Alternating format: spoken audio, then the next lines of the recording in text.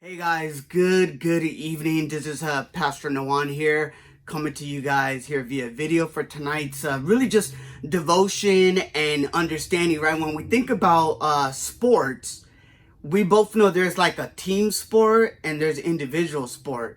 I'll give you an example. I remember growing up, I was more excited about playing on a team versus playing more, kind of, I guess you could say, on a team, but it was more individualized. So in high school, I actually wrestled, and even though I was part of a whole team, right, on the JV and varsity, it was really more of an individual sport because it was only me on the mat, trying to get the takedown, score the point, for then that would then apply to the greater team. But it's interesting because for me, I was more inclined to like baseball or basketball, right, at the Boys and Girls Club, where you get a chance to, be a part of a team and that you need people in order to be able to play the game, right? And I think it's interesting, man, because tonight, as we close out our series on purpose, I think about this, that one of the biggest things we need to understand as believers in God is that we need to understand that Christianity is a team sport. Now, I want you guys to listen to this, right? Because think about basketball, right? Because I know some of you guys can be like, well, basketball I could play by myself. True, you can. You can shoot all you want at the free throw line, but you cannot play the game without other people. And I think we need to understand that, right? When we're looking at this, right? We need to understand that to play the game, you need a team, right? And as believers, we need to understand that it is a team sport. Now, I want you to understand what I mean by that. Like, it takes a team to be able to go forward and to be able to do well in this life while we're here, right? And I think it's like, for me, I really believe that, yeah, I can read the Bible by myself. I can sing worship songs by myself.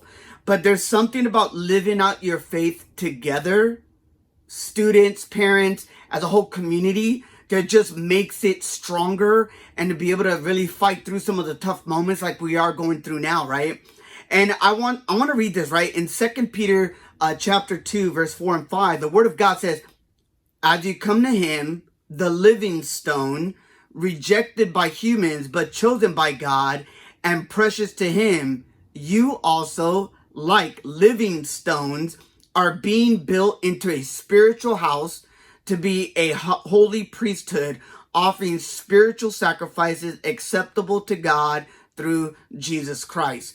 And I think really what I love about this, right, is understanding that here's Peter, right, talking about this, right, that really everyone is built on this stone, this cornerstone, right, which is Jesus, right? So Jesus being this cornerstone, the rock, we understand that everyone else is all on this because we understand that Jesus is the cornerstone. What's interesting is that in those times, the cornerstone was really the most important thing built, because after you had that cornerstone, you can then build and connect, right, all the stones to be able to build out these communities. That's the same thing as our life as believers. We are challenged to be able to be connected, build on one another in this life, and we are resting in that cornerstone, that being Jesus, right? And I think as believers, we are to stay connected to one another and really know that it's in that we can be stronger together. As much as I am as a Laker fan, when the Warriors say that there's strength in numbers, I agree. There is, right? There's something about having the strength in numbers, but ultimately knowing that it all lands on this one number, that being Jesus, right? Understand that community with other believers is 100% essential, right, to the Christian life. Now, we're not called to do this alone. We're not. You're not called to do basketball alone. You're not called to do baseball alone. You need others. See, our purpose can only be lived out as we are faithful to be in community. So my question tonight for you guys is, do you know who's praying for you? Do you know who knows maybe some struggles that you're going through that you voice to them, right? Or you text them, hey, like, can you pray for about this, right? I think that there's something important in knowing that we need to be connected. One of my mentors, Dr. Larry Acosta, has always said this, and I think many of you have heard me say this before or heard him, that many of us suffer in isolation, but we heal in community. See, we need to continually learn to build on each other and know that our cornerstone is Jesus Christ. And I hope that you guys can continually fulfill your purpose, and let's win this together in the name of God. Let's win our community in the name of God. Let's win in our families in the name of God. Let's win in all that we do, support and celebrate each other, because that's what we're called to do, is to be able to live out our faith in community. Remember, Christianity is a team sport. God bless you guys.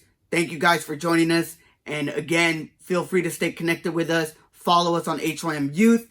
Also, you can follow our HorebBaptist Facebook page, or you can go to their Instagram. And we have services Wednesday nights for prayer, Sunday mornings at 9:30. And we have a very special one coming up this Friday, where we're going to do a special worship series. So I hope you guys can join us. It's going to be a very good time. And again, thank you guys so much. Pastor Nohán, over and out.